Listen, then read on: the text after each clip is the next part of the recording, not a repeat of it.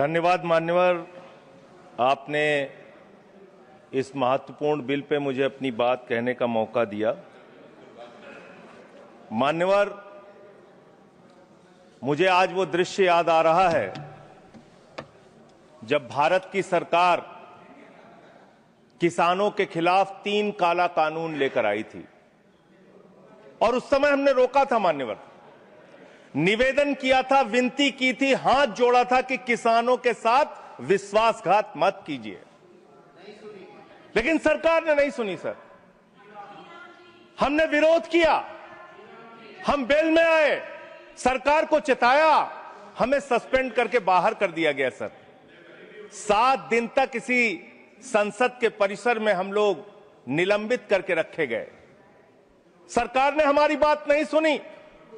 1.5 साल तक किसानों ने सड़क पे धरना दिया और 750 किसानों ने अपनी शहादत दी। संजय जी, उसके बाद बिल पर बोलिए। वो उसी पे बोल रहे हैं सर, इसी पे बोल रहे हैं, इसी पे बोल रहे हैं। इस देश का किसान, बोलिए, इस देश का मजदूर, इस देश का अन्नदाता। सर, आपका चेहरा आ रहा है, मेरा भाषण मेरा चल रहा है, चेहरा आपका आ रहा है। आपका इस देश का किसान, आपका आ रहा है, आपका आता है। इस देश का मजदूर, इस देश के करोड़ों लोग सड़कों पर उतरे, उनको खालिस्तानी कहा गया, पाकिस्तानी कहा गया, गोलियां चलाई गई, लाठियां चलाई गई, बड़े बड़े कील गाड़ दिए गए सड़कों पे। और 1.5 साल के बाद प्रधानमंत्री जी एक दिन प्रकट होते हैं, कहते हैं मेरी तपस्या में कमी हो गई, हम कानून वापस ले रहे हैं। आज मैं आपसे कहना चाहता हूं मान्यवर, यह ऐतिहासिक भूल आप करने जा रहे हैं, ये गुनाह और पाप आप दोबारा करने जा रहे हैं। और इस काले कानून को पास करने के बाद इस देश का मजदूर सड़कों पे उतरेगा, इस देश का किसान सड़कों पे उतरेगा, इस देश का आम आदमी सड़कों पे उतरेगा, जिसके पेट और पीठ दोनों पे आप छुरा मारने का काम कर रहे हैं। ये मैं कहना चाहता हूं मान्यवर।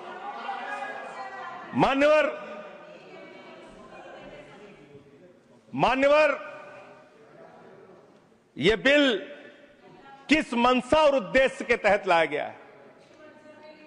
इस बिल को आपने कह दिया जी राम जी बिल है, जी राम जी बिल है।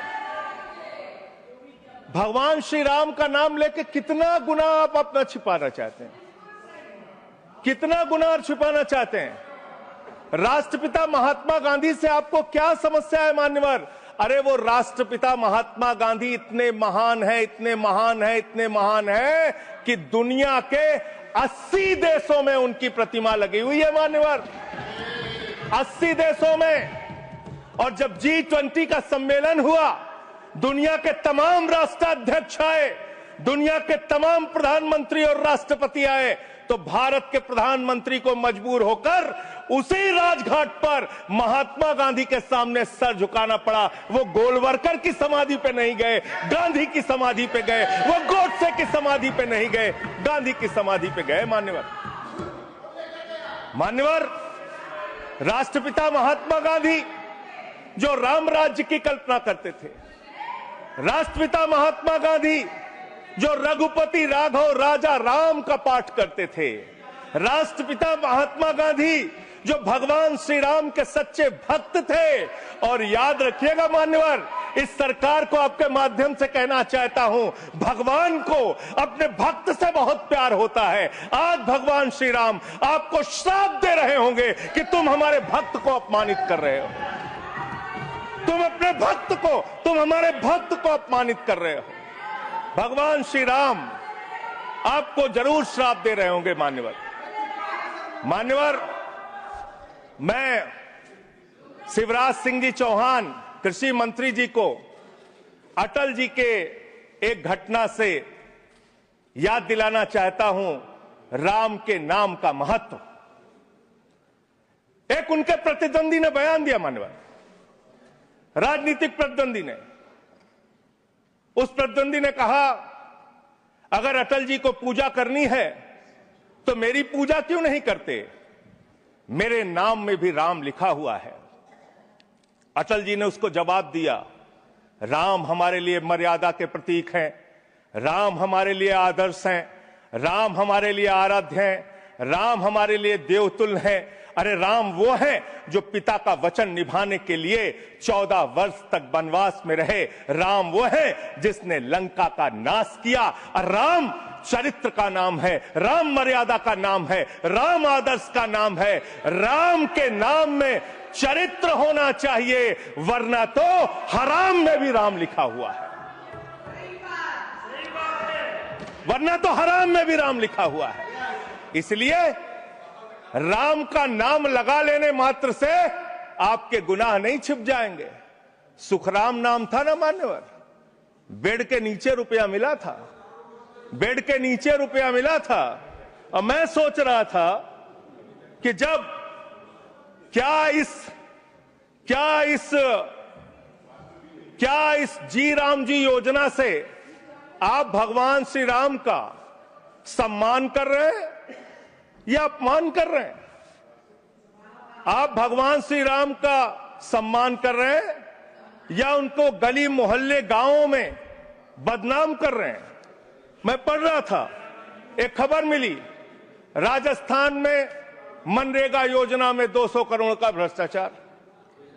मैंने पढ़ा गुजरात में 500 करोड़ रुपए का भ्रष्टाचार। ये सारे कागजात हैं। मैंने पढ़ा उत्तर प्रदेश में मनरेगा योजना में मजदूरों के नाम पे हजारों करोड़ का भ्रष्टाचार।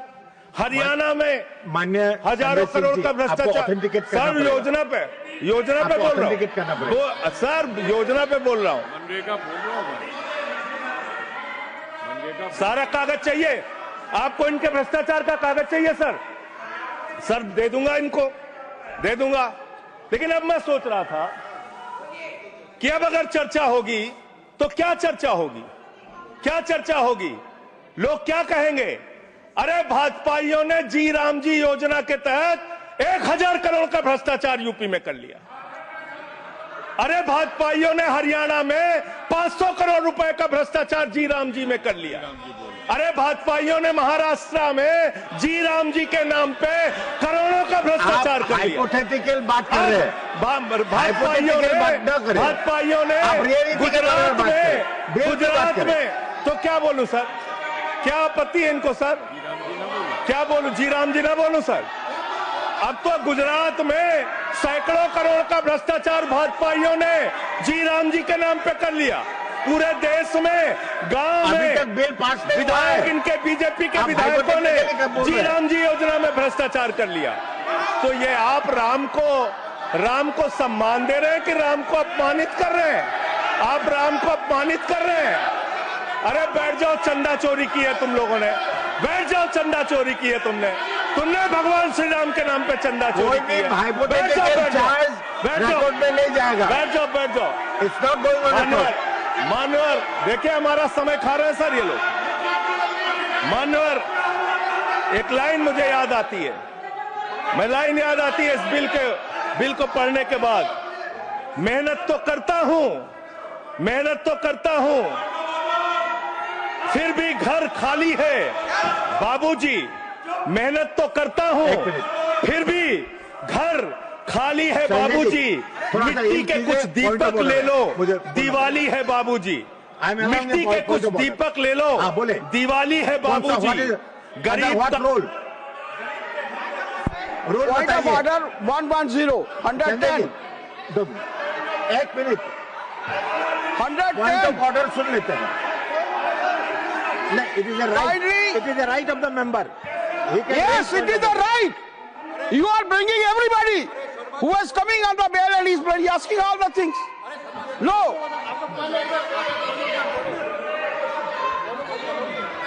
आप अंडर व्हाट रूल? अगर बिल के साथ या बिल से रिलेटेड नहीं है वो रिकॉर्ड में नहीं जाएगा। मैं यही कहना चाहता हूं, kindly refer the scope of the debate. He is crossing, Honorable Vice Chairman Sahab, he is crossing all the limits. There is no mention either he should speak against the bill or in favor of the bill. Either मान्यवर बैठिए, either he should speak in favor of the bill or he should speak against the bill. He is not speaking against the bill. He is speaking against the Ram. How you can expect that he will agree to it? Roll बताइए, role.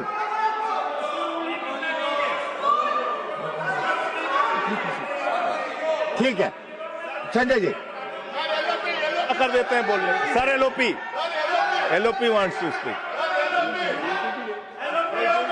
जब आपने उनको allow किया LOP को करिए। आपका समय कम है, उनको अलाउ, आपका समय से जाएगा है आपका समय जो से सर उनका हमारे में से आपका समय पॉज से गिना कीजिए। जाएगा। सर पॉज कीजिए। You asked me to stand. अभी नहीं, पॉइंट ऑफ ऑर्डर मैंने सुन लिया है। देखिए, मैंने सुन लिया। नो हाँ, वो देखिए, जो हाइपोथेटिकल बात है वो रिकॉर्ड में नहीं जाएगा। मैंने ऑलरेडी रूलिंग दे चुका है। बताइए। डिप्टी चेयरमैन साहब, आप बड़े सीनियर लीडर है और आप ये सब प्रोसीजर तो आपको मालूम है, फिर बताने की जरूरत नहीं है। लेकिन मैं आपसे विनती करता हूं कि जब वो खामोशी से बात कर रहे हैं और क्या मार रहे हैं क्या? देखिए, वो खामोशी से बात कर रहे हैं, सुनिए। आपको अगर जचता नहीं, अगर आपको ये पसंद नहीं है तो आप उसका उत्तर बाद में दीजिए। पहले सुनिए उनका जो कहना चाहते हैं। हाँ, बोले। और उदाहरण के तौर पर अब उनको बोलने दीजिए। सारी चीजें वो उदाहरण के तौर पर बोल रहे हैं और कागज सामने रख के बोल रहे हैं, इसीलिए आप उनको परमिट देना। माननीय संजय सिंह, कहना बोलिए। जरा खामोश बैठ। धन्यवाद। मान्यवर मैं भाजपाइयों के लिए, भाजपाई मित्रों के लिए एक गाना गाना चाहता हूं कि देखो ऐ दीवानों ऐसा काम ना करो, राम का नाम बदनाम ना करो, राम का नाम बदनाम ना करो। इस जी राम जी योजना के नाम पे पूरे देश में आप लोगों का जो भ्रष्टाचार है, हम नहीं चाहते कि वो हमारे आराध्य भगवान श्री राम के साथ जुड़े। आप वो भ्रष्टाचार, वो चोरी, वो सारे कुछ लूटखोरी वो जोड़ना चाहते, कमीशन खोरी राम जी के नाम से, राम जी के नाम से जोड़ना चाहते हैं। लेकिन मैं क्या करूं मान्यवर, मैं तो कह रहा हूं, आप फिर आ गए मान्यवर। हम लोगों को हाँ तो मान्यवर हम तो कह रहे हैं देखो ऐ दीवानों ऐसा काम ना करो, राम का नाम बदनाम ना करो। लेकिन हमारे भाजपाई मित्र कह रहे हैं राम राम जपना पराया माल अपना, राम राम जपना पराया माल अपना। इनका ध्यान लूटखोरी और भ्रष्टाचार में लगा हुआ है। इस कानून में क्या लिखा हुआ मान्यवर? इस कानून में लिखा हुआ है, इस कानून में लिखा हुआ है मान्यवर, इसमें लिखा हुआ है कि 40% हिस्सा राज्य सरकारें देंगी, 60% हिस्सा केंद्र सरकार देगी। पहले 90% हिस्सा केंद्र सरकार देती थी, 10% हिस्सा राज्य सरकारें देती थी। आज तो ज्यादातर राज्य सरकारें आपकी नीतियों की बदौलत, आप जीएसटी का पैसा खाते हैं, राज्यों के टैक्स का पैसा खाते हैं, आपने राज्यों को खोखला कर दिया, आपने राज्यों को कर्ज में डुबा दिया।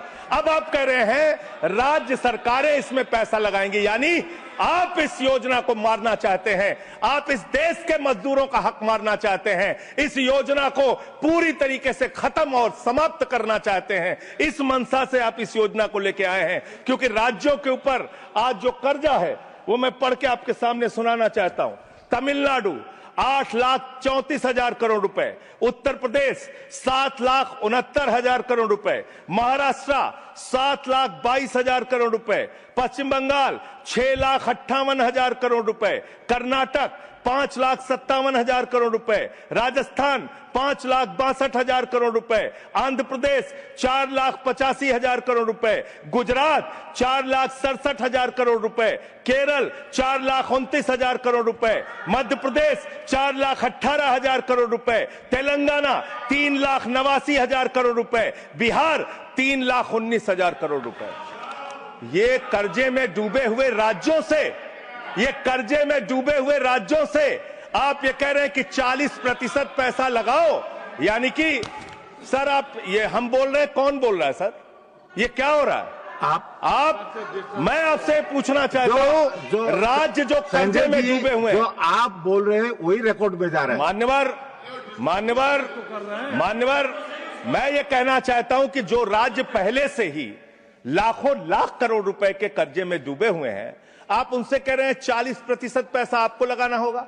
आप इस योजना में कह रहे हैं कि आप एरिया तय करेंगे, एरिया आप निर्धारित करेंगे कहां पे ये आपकी स्कीम लागू होगी या नहीं लागू होगी, इसको आप तय करेंगे। ये कितने 125 दिन की आप बात कर रहे हैं मान्यवर? आंकड़ा उठाकर देख लीजिए, मंत्री जी यहां पर मौजूद हैं। 100 दिन के रोजगार की गारंटी है मनरेगा योजना में, लेकिन औसतन पूरे हिंदुस्तान में 50 दिन से ज्यादा रोजगार आपने नहीं दिया। आपने मजदूरों के साथ धोखा करने का काम किया। और आंकड़े ये बताते हैं कि आपका जो बजट का निर्धारण होता है 12 करोड़ लोगों के लिए 267 रुपए के हिसाब से अगर आप मजदूरी निर्धारित करते हैं तो करीब करीब 3,13,000 करोड़ रुपए बनती है। आप उसके लिए 86,000 करोड़ रुपए का बजट रख रहे हैं। यानी कि मंशा आपकी शुरू से स्वयं यही है कि आप इस योजना के तहत लोगों को काम नहीं देना चाहते हैं, मजदूरी नहीं देना चाहते हैं। लेकिन मजदूरों के हक में मजदूरों की आवाज उठाने वाले लोग देश भर में संगठित हो रहे हैं। ये आप दूसरा अपराध करने जा रहे हैं। मैं आपको कहना चाहता हूं, आपके माध्यम से इस सरकार को चेतावनी देना चाहता हूं। कौन सी हक की लड़ाई लड़ रहे हैं महराज मलिक, जो हमारा विधायक है जम्मू कश्मीर का? वो जमीन के हक की लड़ाई लड़ रहा था, मजदूर के हक की लड़ाई लड़ रहा था। आपने उसको पीएसए का कानून लगा के जेल में डाल दिया। कौन से हक की लड़ाई लड़ रहे थे सोनम वांगचुक? मजदूर के हक की लड़ाई लड़ रहे थे, किसान के हक की लड़ाई लड़ रहे थे, आम आदमी के हक की लड़ाई लड़ रहे थे, लद्दाख के लोगों के हक की लड़ाई लड़ रहे थे।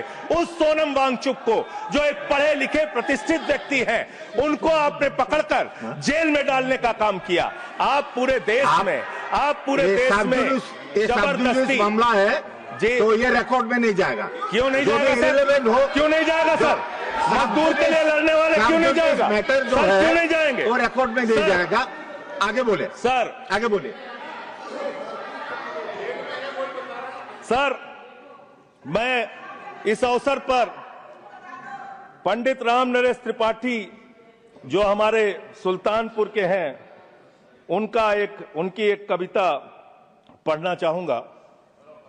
ना मंदिर में, ना मस्जिद में, ना गिरजे के आसपास में, ना पर्वत पर, ना नदियों में, ना घर बैठे, ना प्रयास में, ना कुंजों में, ना उपवन में, शांति भवन या सुख निवास में, ना गाने में, ना बाने में, ना आशा में, ना ही हास में, ना छंदों में, ना प्रबंध में, ना अलंकार, ना अनुप्रास में, खोज ले कोई राम मिलेगा दीन जनों की भूख प्यास में। खोज ले कोई राम मिलेगा दीन जनों की भूख प्यास में।